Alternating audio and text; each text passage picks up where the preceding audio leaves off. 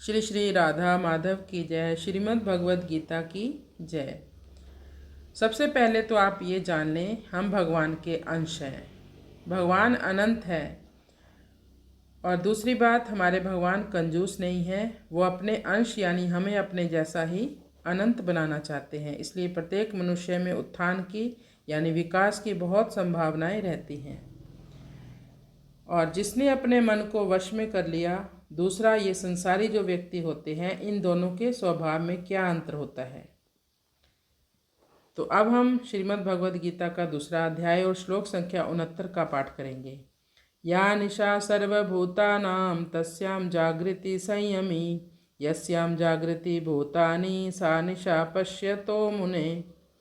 या निशा सर्वभूतानां तस्यां जागृति संयमी, यस्यां जागृति भूतानि सा निशा पश्यतो मुने। या निशा सर्वभूतानां, जो सभी जीवों के लिए रात्रि के समान है, तस्यां जागृति संयमी, वह संयमी व्यक्ति के लिए जागने का समय है।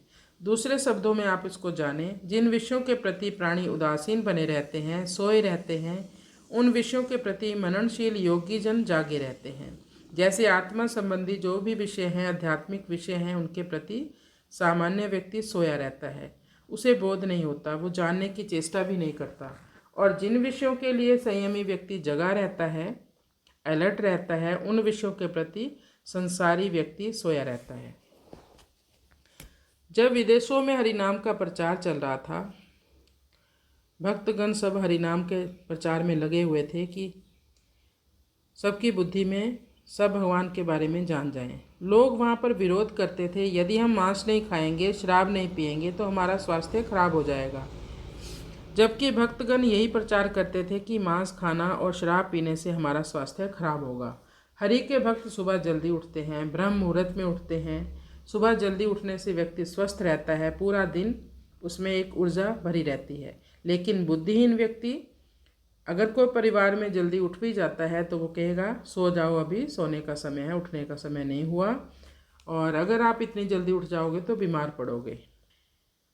जैसे उल्लू के लिए रात्रि है, वो दिन के समान है।